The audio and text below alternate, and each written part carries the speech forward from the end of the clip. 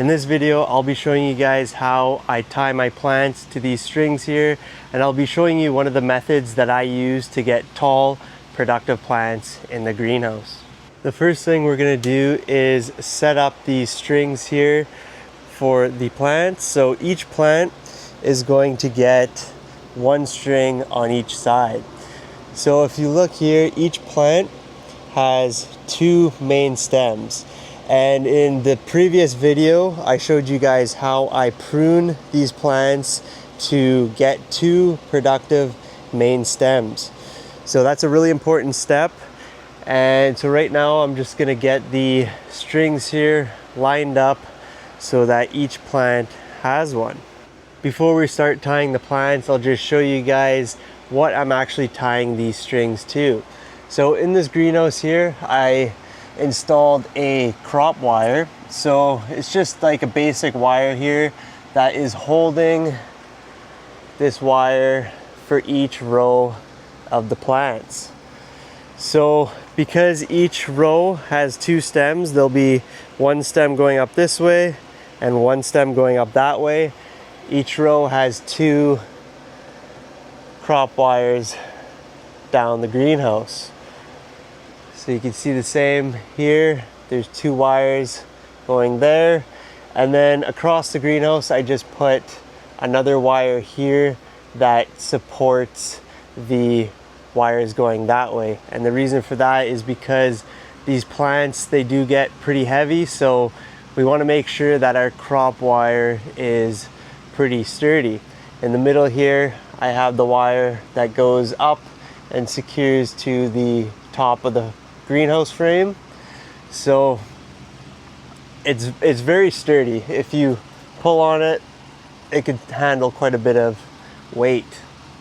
So I'm just gonna go ahead here and move these strings to the proper location. This is not regular string. This is twine. So it's good to get twine. You don't want to have like organic material because it could cause like mold problems and stuff like that. So greenhouse twine is really important. These are tomato hooks that the twine is wrapped around.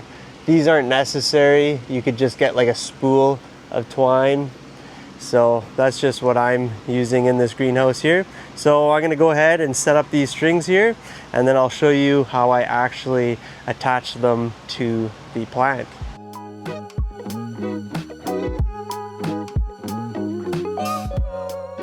So there's a couple ways we could do this. We could just simply clip the plant right to the string. But what I like to do is I like to actually get the other string from the other side, and I like to tie the string right underneath the grow bag here, or underneath the board that the grow bag's on. The reason I like to do this is because I could tie the string a lot tighter, and then the string goes straight up instead of clipping to the plant, where the plant might eventually sway more into the walkway. And since my rows are pretty close together, I don't want the plants coming more into the walkway. So by tying right underneath the board, I could control the plant a little bit more to go straight up. The other reason why I like to tie it underneath the board is because if I'm walking through the walkway here and I accidentally catch onto the string here and it pulls, it's not pulling directly on the stem here, potentially damaging the plant. It's pulling from underneath the board. So it kind of helps protect the plant a little bit more too. So I'm just gonna go ahead and I'm gonna tie up this string here.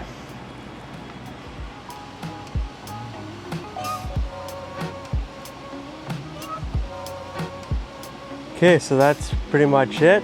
The string is on the plant, and then this plant here, or this stem, we're just going to twist around there.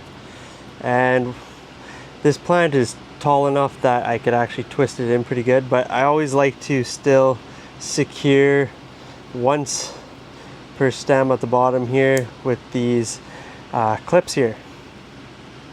And then now I'm just going to do the same thing with the other side. So with these stems, I always twist the stem around the string, and throughout the season I just continue to twist it in the same direction. All right, so there we go. It's all tied up there, and that's what it's going to look like for the rest of the season. As the plant grows, I'll continue to twist it around the string, and I'll also continue pruning. So it might seem pretty basic tying the plants to the twine here, and it is a pretty simple process. The benefits of it though are really awesome. So there's no way I'd be able to grow the plants to the top of the greenhouse without securing them to twine. If I didn't secure them to the twine, these plants would just flop all over. These walkways here would be a complete mess. There's no way I'd be able to actually walk through them to harvest. And the second part to this is the pruning methods that I do. That's equally important to maintain the structure of the plant, maintain the efficiency of the greenhouse, and also creating a plant that is consistently producing peppers throughout the season every single week. So the way we do this here is we only keep the flowers, the peppers, on the main stem here. So there's one growing here, and then about 6 inches up there's another one, and then about 6 inches up there'll be another one. So each one of those nodes where the flower is growing represents 1 week of harvesting, essentially. So by pruning and trellising, we could kind of control the production of the fruit on the plant. So if we were to just naturally let these plants grow and not prune any branches, they would put out a whole bunch of wild branches to the left, to the right, all over the place, and they would grow a whole bunch of flowers, and on those flowers there would be a whole bunch of fruit that the plant is trying to ripen as quick as it can. Basically just get like a whole bunch of peppers all at once, and then there would be a period of time where you're not getting any peppers at all. So by pruning the plants and controlling the amount of flowers and fruit that are set per week, we could get consistent harvest every single week. So I hope I explained this good, but I'll show you guys later in the season how the plants are growing, and you'll get a better idea kind of what I'm talking about here. If you guys are doing this for like a commercial farm or like a farmer's market, these methods are really awesome for getting consistent produce to your customers every single week. I'm gonna finish up in this greenhouse here, and then we're gonna head to the other ones. So this is greenhouse number 2. This is where we are growing our jalapenos, our sweet peppers, and poblanos. So it's pretty much the same thing as the bell pepper greenhouse. We have the crop wire up above, and with these sweet peppers here, we prune them down to 2 stems, just like the bell peppers. The jalapenos over here, it's a little bit different. We prune them down to 3 stems, and we don't prune the side branches as aggressively. So if we look at the plant here, we have 1, 2, 3 main branches. So with the crop wire up here, instead of just having 2 wires, there's 3, and there's 1 in the middle there. So that 3rd branch is going to go straight up to the middle, and then the other 2 will go to the side wires there. So the plants are looking really good in this greenhouse. I'm pretty happy with them. There's some peppers starting to grow on the plants here. If we look at the poblano plant, there's a little one there. There's actually a bigger one right there. And with the sweet peppers, they're starting to come in pretty good here. And the jalapeno, there's a little jalapeno there. So yeah, these plants are looking pretty good. The plants in the bell pepper greenhouse, they're actually not looking the best right now. I need to make some adjustments with the irrigation schedule and frequency. So they basically just weren't getting fed enough throughout the day. So they're not as lush looking as I would like, but they're just minor adjustments that I need to make. So yeah, it's going pretty well here.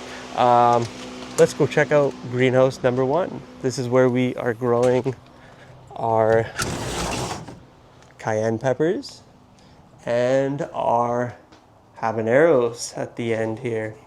So these ones here, I do string them up like everything else. I just don't prune them as aggressively. I just let them grow for the most part. And we have some cayenne peppers starting to grow here. So these ones are looking pretty good too. These habaneros, they're always behind. They're not as vigorous as the other plants. Probably partly because it's just not an F1 hybrid. So they will catch up, they will get big, but it just takes some time. But that's pretty much it for this video here. Stay tuned, guys. There's going to be a lot of updates coming, and we're going to be harvesting peppers probably before we know it. So I'll see you guys in the next one.